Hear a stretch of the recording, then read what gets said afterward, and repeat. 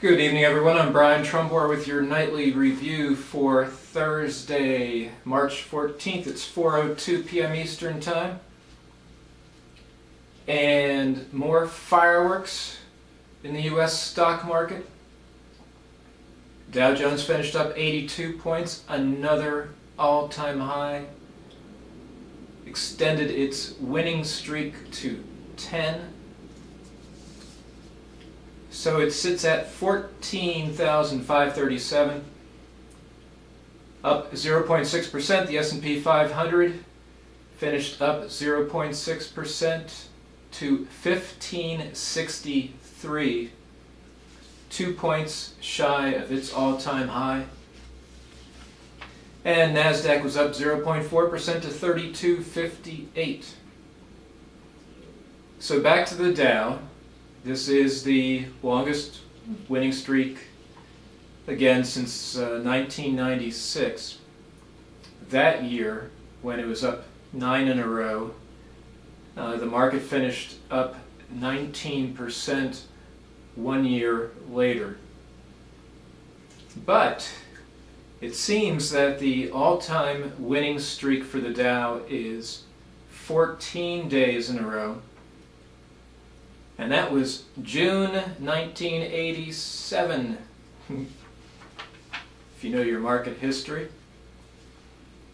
That's what that's about, by the way. In Europe, London, Paris, Frankfurt, all up roughly 1%.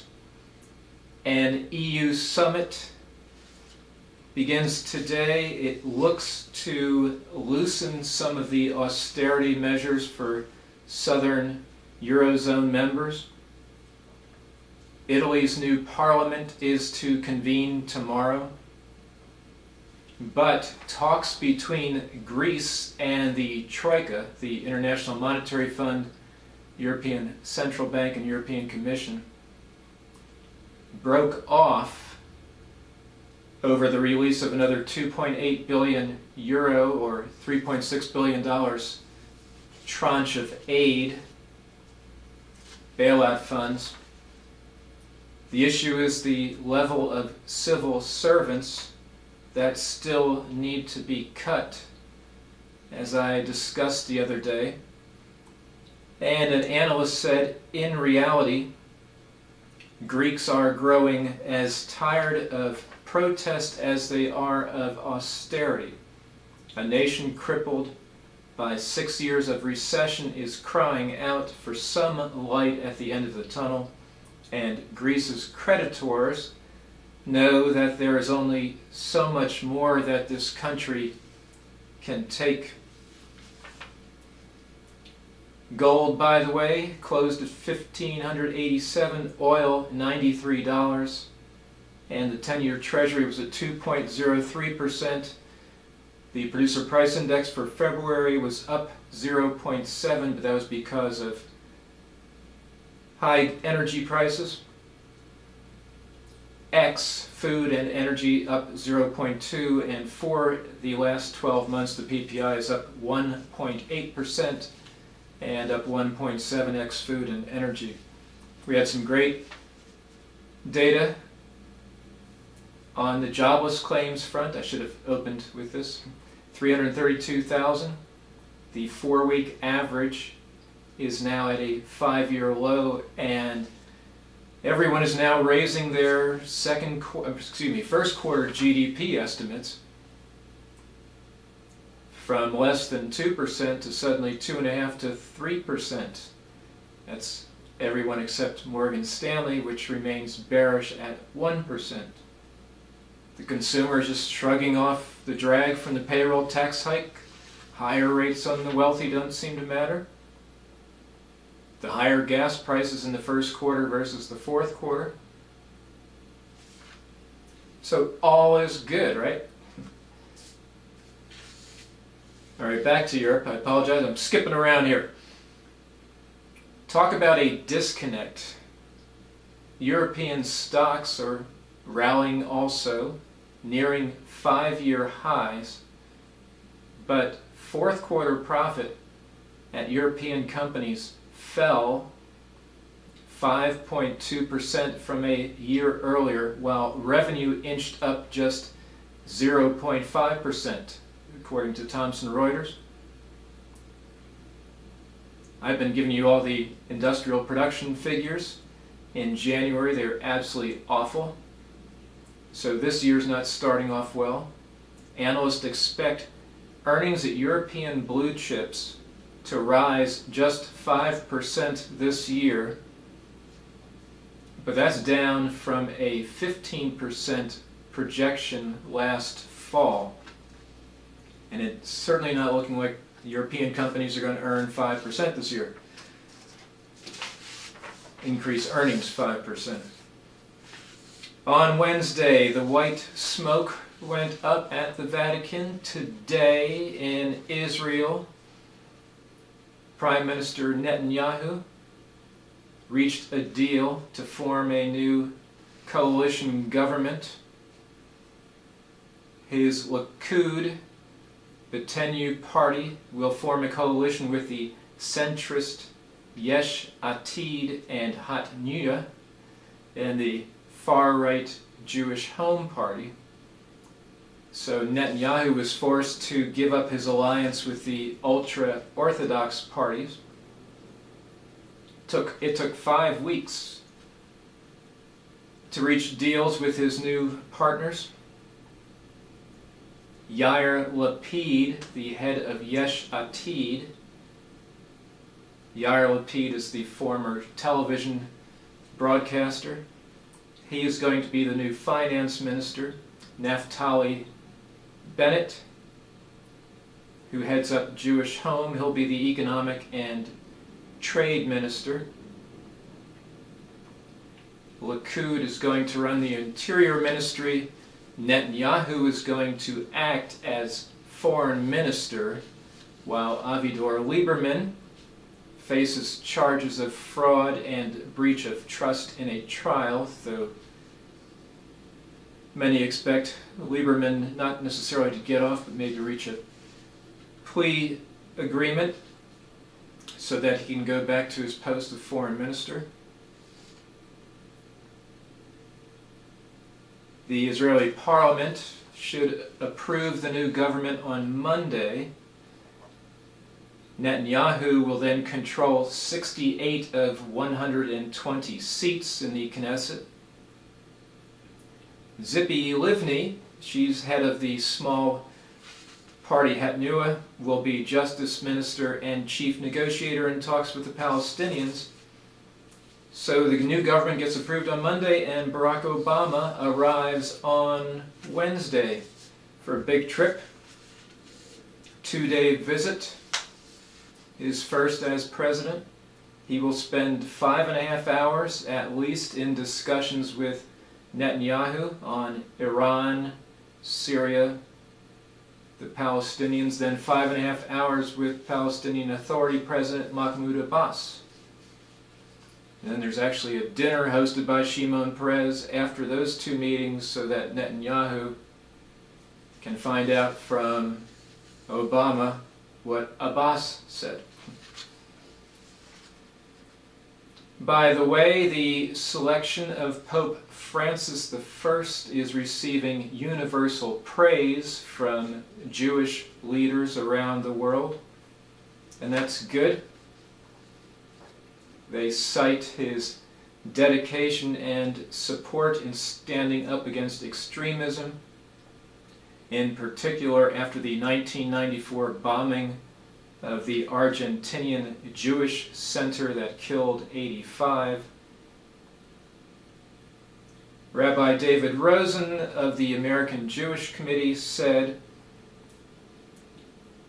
"Those who believed Benedict was the last pope who would be a pope that lived through the Shoah, or that said there would not be another pope who had a personal connection to the Jewish people, they were wrong." In Syria, Amnesty International issued twin reports today saying that Syrian rebels routinely kill captured soldiers and suspected regime informers. though abuses by the Assad regime remain far more deadly. Widely known, systematic, and widespread attacks on civilians with battlefield weapons, including widely banned cluster bombs. A representative of Amnesty said it's time, however, in talking about the rebels, for the opposition groups to know that what they are doing is very wrong, and that some of the abuses they committed amount to war crimes. A Human Rights Watch official said rebel abuses, however, pale in comparison to the level of executions and other atrocities committed by the regime.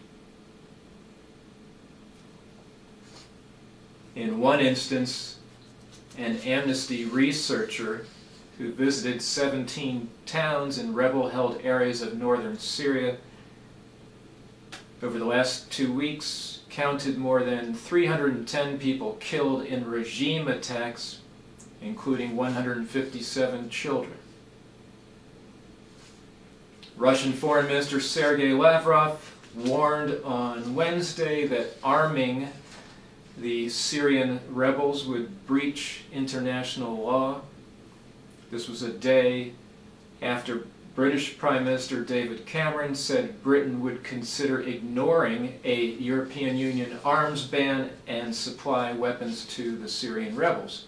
And then today, French Foreign Minister Fabius said France could soon supply weapons to the Syrian opposition, also ignoring the EU arms embargo. Fabius said, "We can't accept that there is such an imbalance with on one side Iran and Russia supplying weapons to Assad, and on the other side the resistance who can't defend themselves." So you can see this whole thing is a freaking mess. 2 years. 2 years. Well over 70,000 dead. We will have zero say in whoever emerges, whatever government, country will be split into 5 different pieces. Lebanese President Michel Sleiman said the number of Syrians, refugees, is now equal to 1/4 of Lebanon's total population of 4 million. There are now 1 million Syrians in Lebanon. These are both registered refugees and unregistered ones. You imagine, I think our population is 320 million. Can you imagine 80 million refugees? Lebanon asked for $180 million to cover all the needs to try and care for these people, and they have received $87 million from donors thus far. In China, the parliament formally elected Xi Jinping as the country's new president today. He was previously appointed party chief and head of the military. So he has all 3 big post sports fans. Out of 3,000 delegates at the National People's Party Congress, there was one no vote, and I imagine there really wasn't. That's for the press. And 3 abstentions. One analyst in Hong Kong said, "In recent memory there is no comparable figure who has such power in his hands so quickly. Normally, you don't obtain the military post until later." So here he starts off with all 3. Vice Premier Li Keqiang succeeds Premier Wen Jiabao tomorrow. Also highly scripted. Many hope Xi will bring change in a country that is marred by deep income inequality, of course, massive corruption, and environmental destruction. Think 6,000 dead pigs flowing down the river in Shanghai. By the way, the water quality there is supposed to be normal. One thing to watch in China, and with Xi, is just how much he uses his wife, First Lady Peng Liyuan, who's a very popular singer in China and pretty darn good looking, if I may say so myself. Here comes a hack attack. So she can be very useful in Xi's charm offensive as he goes abroad. Some say Peng will be the only Chinese First Lady to take a significant international role since Sung Mei-ling. And who was Sung Mei-ling? She was Madam Chiang Kai-shek, who went to a private school. Madam Chiang went to private school literally half a mile up the road from here. True, you can look it up. 3/8 of a mile from the liquor store where I pick up my beer. North Korea, David Ignatius of the Washington Post. The Obama administration's approach toward North Korea has been described as strategic patience. A more accurate evaluation of U.S. policy would be failure. The administration has alternately wooed and threatened North Korea for 4 years with no discernible effect. Here's what failure looks like. Since President Obama took office, Pyongyang has conducted several missile tests and 2 nuclear weapons tests. When the international community has tried to hold Pyongyang accountable, the regime has become even more erratic. Tom Donilon, President Obama's national security advisor, had some very tough words for Pyongyang in a speech Monday, which I mentioned earlier in the week. The United States will not accept North Korea as a nuclear state, nor will we stand by while it seeks to develop a nuclear-armed missile that can target the United States. But what does this language mean, says Ignatius? The North already is a nuclear state, and it is developing missiles that could strike the United States with miniaturized warheads. Now, one final item. Acting Venezuelan President Nicolas Maduro says it is highly unlikely Hugo Chavez will be embalmed for permanent viewing because the decision to do so was made too late, and the socialist leader's body was not properly prepared on time. A Colombian embalmer said that in order to forestall decomposition, a body needs to be chemically treated within hours of death unless it is kept refrigerated at 41 degrees Fahrenheit. Now that's all for this week. I'll be back with you on Monday. Check out the Week in Review. Happy St. Paddy's Day to all of you. Special shout out to Audrey O'Brien from the Cornerstone Pub in Lahinch, my favorite town in Ireland. I've been there 20 times since 1989. It really is about straight that way. Take care.